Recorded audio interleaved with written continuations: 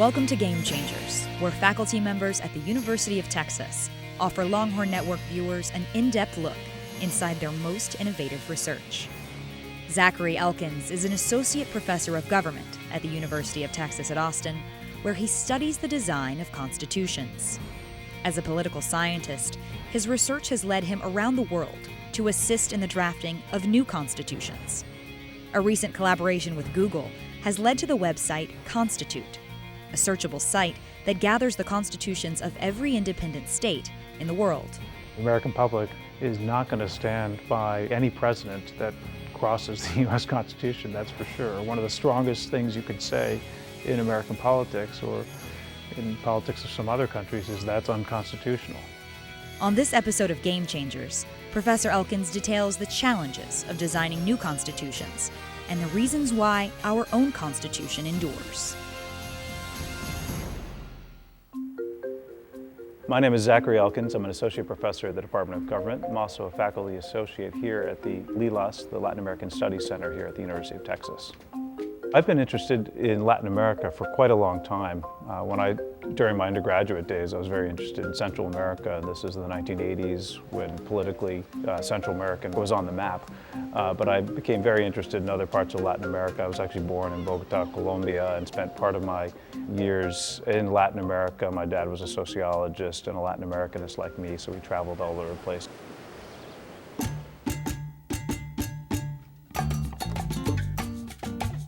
By the time I started working on my dissertation at Berkeley, I had decided to spend a couple years doing field work in Brazil, looking at the seeds of the Brazilian Constitutional Assembly. I was very interested in how people lay down the foundations for democracy and how they build institutions, and a constitutional assembly is really a great laboratory to explore that. Brazil had been transitioning from an authoritarian government, which had been in power since the early 1960s. Brazil started to open up. They opened up their party system and allowed a little more contestation, a little competition in the political space. But by the 80s, people wanted even more than that. They wanted to actually vote for the chief executive, which is something actually Brazilian constitutions had not had.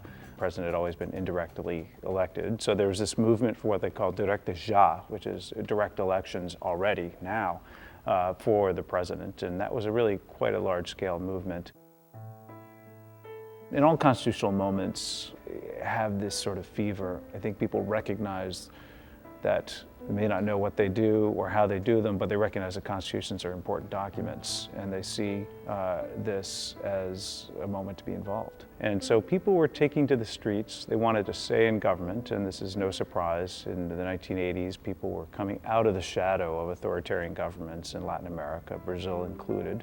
They decided they wanted to christen this moment and build a new constitution to really mark this transition to democracy. So in 1987 and 88, they began a constitutional assembly, which lasted about a year and a half. It was highly participatory and built what is one of the most esteemed and certainly one of the longest constitutions on record.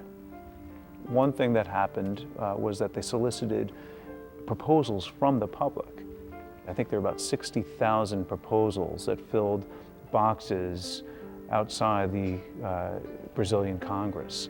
Whether or not they actually looked through them and how well they did, of course, is another question. We can be skeptical of that. But some of those proposals did find their way into the Constitution. This is a really critical moment, and it was a moment of transition from a very closed authoritarian society, so people were excited about the prospects for a new democratic, open society. People were on the streets talking about things. If you jumped into a taxi in Brasilia, you could talk about the ins and outs of presidentialism and parliamentarism with your taxi driver. People were actually talking about the Constitution, which is a miraculous thing, especially in a country which had very large numbers of illiterate citizens. And so this was very much a participatory constitution, and so it rightfully earned its name, the Citizens' Constitution. The Brazilian Constitution is widely admired in Brazil, and I know this only because I've gone and asked people on the street this one question, which is kind of a strange question in some ways, but I've asked them in one word, how would you describe the Brazilian Constitution? Se você pudesse descrever a Constituição brasileira em uma palavra só, o que seria? obsoleto. Ela é boa, é boa, é boa, sou boa. Progress. The Brazilian Constitution has, in some ways, a very positive resonance in Brazil. And I think, in part, that's because the process was so participatory. And that's really important because, as I mentioned earlier, constitutions cannot enforce themselves. They really need the people to rise up. Brazil does have an extraordinary long document. And it is not only long, it's highly detailed on some issues that some of us wouldn't even think to even include in a constitution.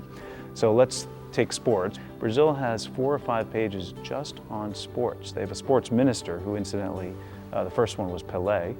And they have all sorts of, in some ways, very specific provisions. There's a provision identifying what the interest rates should be. There's provisions identifying lower levels of government and how members in those lower levels will be selected. They didn't leave a lot to chance. Brazil's very detailed and perhaps overly detailed document is a product of its generation. If you're going to write a constitution in 1988, it's going to have a lot of social and economic rights that people wouldn't think to consider in 1787 when the US founders sat down in Philadelphia to write their document. Is it just a different sense of what's important and what needs to be in a political document these days? I was very much interested in how democracy spreads across the world, and I've been thinking about this historically, looking back a couple hundred years, and it seemed to me that the easiest way to do that was to look discretely at a particular moment, and even more particularly to look at a document that came out of that moment. So that was, in some ways, why I wanted to look at constitutions. And the Brazilian Constitution, of course, was emblematic of their transition, and so in some ways nicely encapsulates their transition to democracy. But in thinking more about that, I became more and more interested in this process of writing constitutions. And what struck me about the Brazilian process is really how difficult it was to sit down with 500 people and write something. And you think about this when we put together major pieces of legislation like the Affordable Care Act or the Civil Rights Bill or whatever it is, you know it's a hard thing to do logistically, and of course the negotiation is even harder. But in constitutional assemblies, that is all on display and it's very public. And it became clear to me that these are people who could really use some help and use some resources. That was a place that at least outsiders could come in and add some value.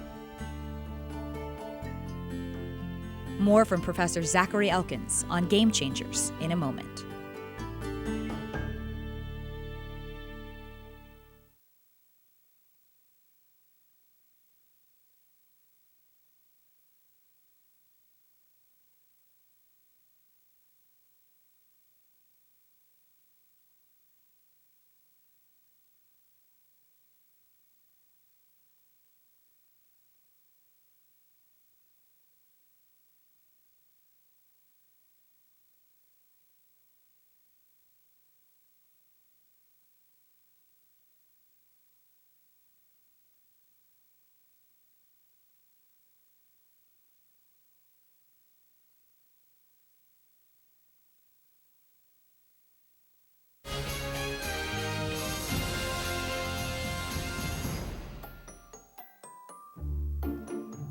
Thomas Jefferson and James Madison had this long-standing debate about how long laws should endure. And Jefferson made this declaration in letter to Madison basically saying, you know what?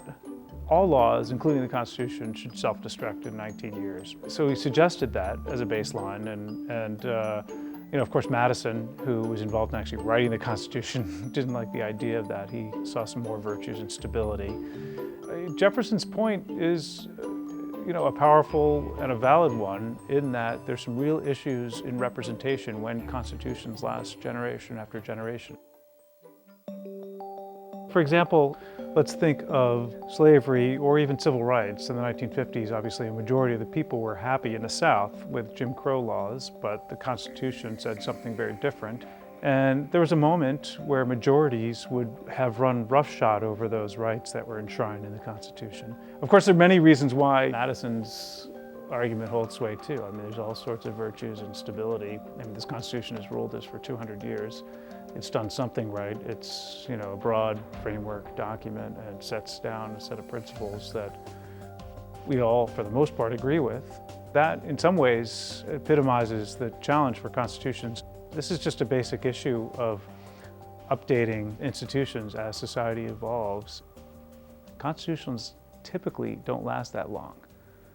The median life expectancy of a constitution is 19 years. Thomas Jefferson recommended that constitutions only last 19 years. So the idea that, in fact, they only last 19 years is eerie. There's definitely a connection between the political, economic, and cultural events that occur in a country and what happens with its constitution. There's no doubt about it. Cataclysmic events such as wars and economic crises often result in new constitutions. On the other hand, it's not as tight a connection as you might think. There are enough crises that don't result in constitutions and enough constitutions that aren't the result of crises that it makes you wonder. And when you start thinking about those cases, you think, okay, what explains the rise of a new constitution? What leads one country to sit down and completely replace all of its laws, or at least its higher laws? Especially when, in some ways, that shakes up what little piece of stability a country might have. It's really interesting to think about whether the U.S. should write a new constitution or historically should have a critical moment in its past. So the Civil War, for example, set the nation on a very different path. And at the time, it was working under an agreement, a bargain, that was kind of a Faustian bargain to some degree. It had allowed slavery in a very prominent way in the Constitution. Now, what country would want slavery to have any part in its Constitution? And to put it another way, if you had a constitution that included aspects of slavery, wouldn't you want to rewrite it? I think in the United States, we're a country that really didn't have much of a history of our own before 1787. We're not a country that had, centuries and centuries of magisterial history and a coat of arms and a royal family. We didn't have these symbols that would bring us together. The Constitution is one of the few symbols that we have. And it really is one of the stronger symbols that brings us together as a country. You can suggest that, maybe this thing doesn't deserve the reverence it has, but you can also say, well, this reverence actually has some nice dividends. Because people are attached to it and because people know what it says, that means that those laws are observed. The American public is not going to stand by any president that crosses the U.S. Constitution, that's for sure. One of the strongest things you could say in American politics or in politics of some other countries is that's unconstitutional. And that has a power unlike any other. Most of the rights, probably with the exception of the one prohibiting the quartering of horses, that probably doesn't speak to too many Americans today. But for the most part, the other ones are reasonably universally appreciated, with some exceptions, of course. I'm thinking about the Second Amendment, which is something that people haven't really understood or even thought about too much, because for most people it's irrelevant to their lives. And it was irrelevant in American society for about 200 years because it felt like a relic. It's not clear exactly what the founders meant, and you could argue it either way. One thing I wrote recently, which I still believe, we might clarify it, and we might actually provide some rights for gun owners, which say basically the government's not going to take your gun away. There is a right to bear arms, an individual right to bear arms, but also says that the government is going to make some necessary precautions in the interest of public security, public safety.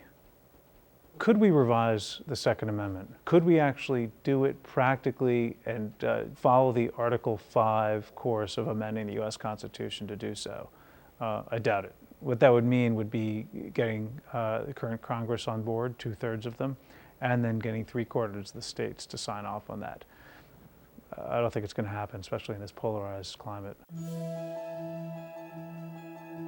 Take something that I think is perfectly consensual, like the Equal Rights Amendment. who wouldn't be in favor of providing or establishing very clearly equal rights for women? Well, apparently we are against that for whatever reason, and it's a procedural issue for the most part. We just couldn't get that through state legislatures. Of course, Congress was in favor of it, but it never got ratified by 3/4 of state legislatures. So if something as consensual like that can't get through, how are we going to do something that does anything about the right to bear arms or anything else that might have more political implications? Let's think about, for example, the Affordable Care Act in 2012. This was an act obviously changing in many ways the economic and cultural and social fabric of the American people, and in ways that we haven't quite understood yet. But it's something that people were trying to do for years and years. I mean, this goes back to Roosevelt and then to LBJ and Nixon, all through, of course, Bill Clinton, and then again with Barack Obama. People have wanted to do something sensible about healthcare in this country because of rising costs, because of limited coverage, et cetera. We know all the problems, but haven't been able to establish anything that's even close to universal healthcare. In other countries, of course, it's been very easy to do so. And why has it been so hard here? Well, let's just think about a simple counterfactual. If we had, like most other countries, a right to health, is it the case that it would be very easy to write some legislation that establishes universal health care? Well, yeah, of course. We've talked about how powerful this mantra is of saying that's unconstitutional or that's constitutional. If we have marching orders from the Constitution saying everybody has a right to health, then in some ways it's very easy to make this logical jump to healthcare legislation that simply establishes that. I think the Founding Fathers, if you were to somehow connect with them today, would say, "What? You're still living by the document that we wrote that summer in 1787? What are you doing?" So I think that would be one reaction. On the other hand, I think they'd be pretty happy with the idea that the nation that they put together is somehow, in some way, still alive in that form. We'll be back with more from Professor Zachary Elkins here on Game Changers.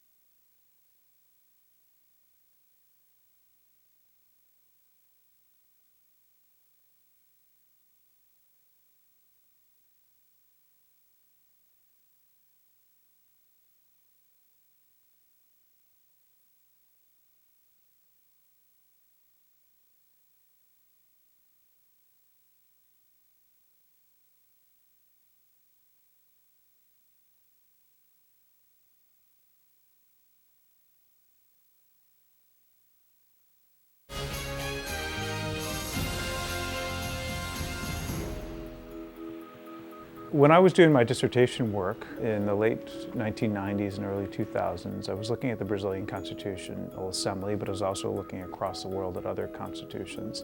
And it struck me that really what we wanted to do was, in order to get an idea of how ideas and how constitutional ideas emerge and spread, was to consult some sort of data set that had the content of constitutions historically cataloged in a way that somebody could look at them and understand the patterns of similarity among constitutions. Well, surprisingly, that data set didn't exist. And so we embarked upon that in 2005. And since then, we've been operating this project that we call the Comparative Constitutions Project, whose major contribution has been this data set on the content of constitutions across time.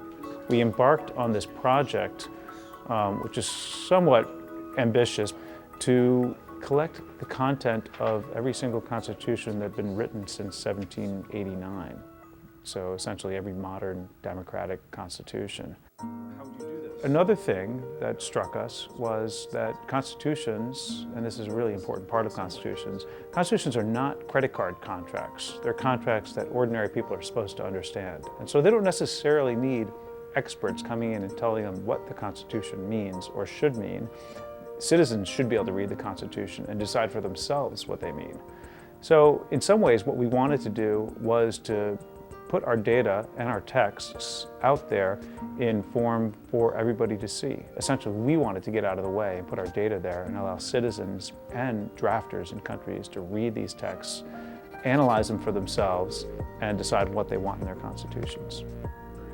The idea was to have a very simple, beautiful, and functional way to look through a given set of topics and pull out excerpts from a representative set of texts. So I put together a proposal that would do just this and shopped it around. At some point, I got in touch with a few people at Google Ideas who are doing some really interesting things. Their idea is to take some of the, it's called the engineering experience and know-how of Google and apply them to real-world social science problems on the ground in developing countries. And of course, Google knows a little bit about search, and we know a little bit about constitutions, and so it was a nice marriage in some ways. So we put together a team of people from Google Ideas, which is the philanthropic group at Google, a few people from Google itself, who actually lent a lot of their time outside their day jobs. And a lot of the resources from this came from a grant from Google Ideas to the University of Texas, which allowed us to hire a number of really fabulous graduate students at the Department of Government. I'm Alexander Hudson, one of Zach's grad students here at the Department of Government at the University of Texas. One of the main things that Constitute enables someone to do, as opposed to previous tools, is that you can search for an idea as opposed to just free text. You don't have to search for keywords. You can say, this is a subject in which I'm interested, and put that into the search box. And those tags we've attached to pieces of text will enable you to get those results without necessarily even knowing the word that you're looking for. My name is Robert Schaefer. I'm a PhD student with Zach Elkins in the Department of Government, working on my doctoral dissertation right now. In Constitute, the project has been around for about 10 years now. We have data on basically every constitution passed in every country in the world since 1789. And the way that those data are formatted is we have variables. So for example, we know that the US Constitution protects the right to free speech, and we have references to the text.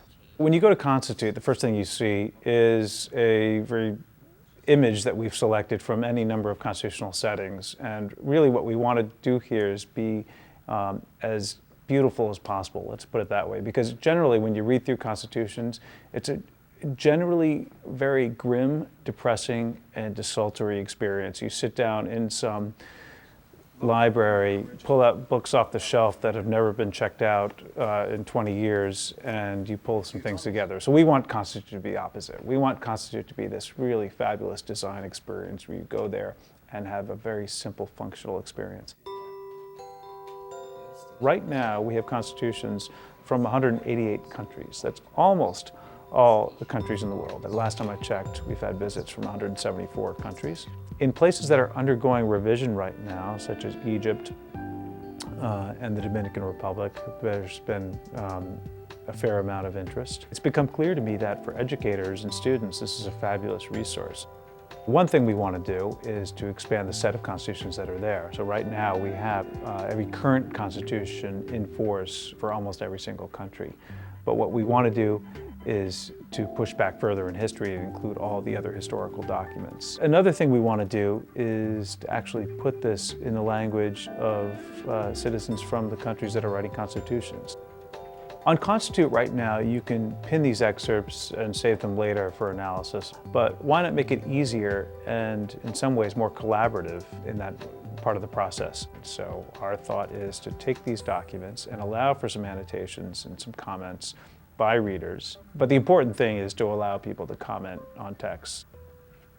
and allow you yourself to add your own annotations and your own comments, so that when you go back to these, you can have not only a repository of constitutions, but a repository about your own thoughts on these constitutions. One of the other fronts that I've been pushing in constitutional design is to actually get some resources in the hands of people who are writing collectively. And I've been working on this in some ways with my students. This semester I'm teaching an honors class. It's a Plan 2 class, as we say at Texas. The last month or so before the launch of our website was crunch time, and it was all hands on deck, including our fabulous graduate students at the Department of Government who were working nonstop, it seemed, almost on this project. But we also needed a little more firepower, so the Plan 2 students that are involved in my course on constitutional design lent a hand. They came through with flying colors, these Plan 2 students, and so I think there are at least 10 documents on Constitute that wouldn't be there if it weren't for these Plan 2 students. Ideally, I think what Constitute could and should do is to be a resource for educators, scholars, and drafters. We built it with the idea that drafters would use it, and I think they will. In fact, if I were sitting down and writing a Constitution, I couldn't imagine not writing one without this tool. My ideal is that people spend as little time as possible with the logistics and the mechanics that get in the way of thinking about ideas.